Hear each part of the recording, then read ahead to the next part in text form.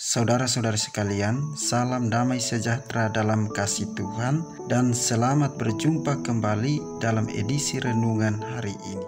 Saudara-saudari terkasih, hari ini Selasa 10 Agustus 2021, Pesta Santo Laurentius Martir. Referensi renungan hari ini diambil dari surat kedua Rasul Paulus kepada jemaat di Korintus, bab 9 ayat 6 sampai dengan 10. Dan bacaan Injil diambil dari Injil Yohanes bab 12 ayat 24 sampai dengan 26. Saudara-saudari terkasih, pepatah mengatakan bahwa apa yang kita tuai adalah apa yang kita tanam. Pepatah tersebut menunjukkan bahwa hukum sebab akibat sering terjadi dalam kehidupan kita. Dengan demikian, orang didorong untuk selalu berpikir terlebih dulu sebelum mengambil suatu keputusan, supaya pilihan yang ditentukan membawa berkah. Pertimbangan yang memadai dibutuhkan supaya pilihan yang diambil dapat dipertanggungjawabkan. Dalam hal ini, pengetahuan, kedewasaan, kepribadian, dan kematangan emosi mempengaruhi pilihan yang kita ambil. Saudara-saudari terkasih, dalam Injil Yohanes hari ini Yesus bersabda, "Jikalau biji gandum tidak jatuh ke dalam tanah dan mati, ia akan tetap sebiji saja. Tetapi jika mati, ia akan menghasilkan banyak buah." Artinya, tujuan dari kehidupan iman yaitu bahwa tidak ada kemuliaan tanpa penderitaan, tidak ada hidup yang berbuah tanpa kematian, tidak ada kemenangan tanpa penyerahan, dan tidak ada buah tanpa kurban. Pastinya ada satu keindahan jikalau benih itu mati dan memenuhi tujuannya. Satu-satunya cara supaya benih itu dapat mencapai tujuannya adalah dengan cara ditanam.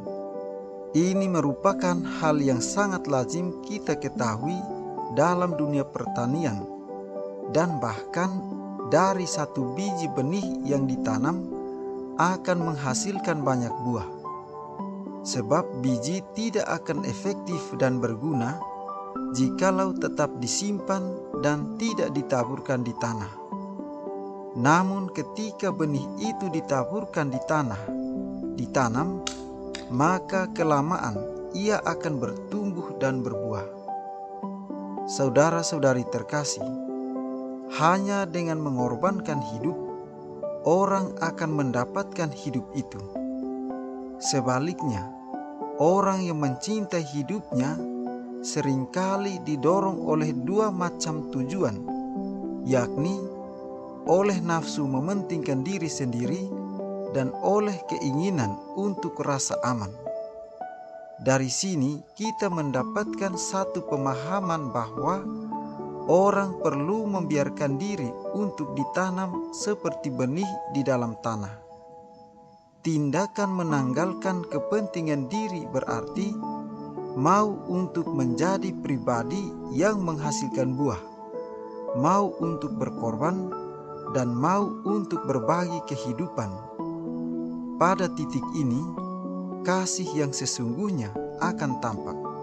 Saudara-saudari terkasih, kematian orang baik mestinya tidak perlu ditangisi, sebab mereka juga akan tetap dikenang, diingat, bahkan disanjung dan dikagumi, sekalipun sudah berada di liang kubur. Sebab ia seperti benih yang baik yang jatuh ke tanah dan kemudian tumbuh dan menghasilkan buah berlimpah. Santo Laurentius dan para martir lainnya merupakan benih iman pada masa awal gereja purba. Berkat darah mereka yang tercurah karena iman pada Yesus Kristus, akhirnya gereja berkembang dan berjaya sampai ke seluruh dunia hingga hari ini. Santo Laurentius pun telah meneladani Yesus sang guru dan rela ditanam, tetapi ia menghasilkan sukacita iman yang mendalam, yakni buah yang berlimpah. Saudara-saudari terkasih, tujuan hidup akan memberikan arah dalam berjuang, menyalakan semangat untuk meraihnya, dan memberi motivasi untuk menghadapi tantangan. Selain mengusahakan yang terbaik untuk hidup jasmani, kita diharapkan senantiasa terus memperjuangkan hal-hal yang berhubungan dengan kehidupan rohani kita. Hidup rohani ini mengambil peran penting dalam mencapai kebahagiaan sejati. Kunci kehidupan rohani yang didasarkan pada Injil dan teladan para santo dan santa adalah kesetiaan iman akan Kristus. Kesetiaan akan memampukan kita untuk tetap teguh dan mengusahakan yang terbaik meski banyak tantangan dan godaan. Semoga kita semakin mencintai Yesus dan setia dalam iman kepadanya. Kita pun berdoa kiranya Tuhan senantiasa memberkati kita.